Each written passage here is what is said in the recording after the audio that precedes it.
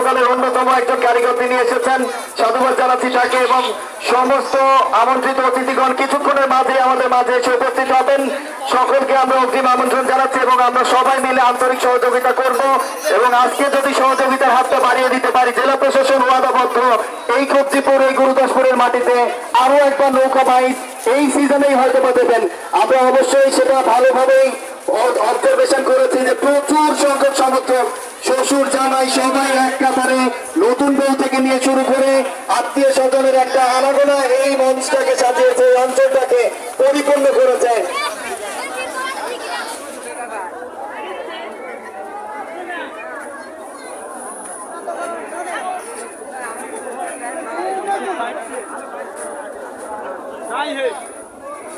প্রথম রাউন্ডের দুটো নৌকার পরে আমি পরবর্তী রাউন্ডের দ্বিতীয় রাউন্ড স্বপ্নের তৈরি যারা দক্ষিণ প্রান্তে অবস্থান করবেন এবং পদ্মা এক্সপ্রেস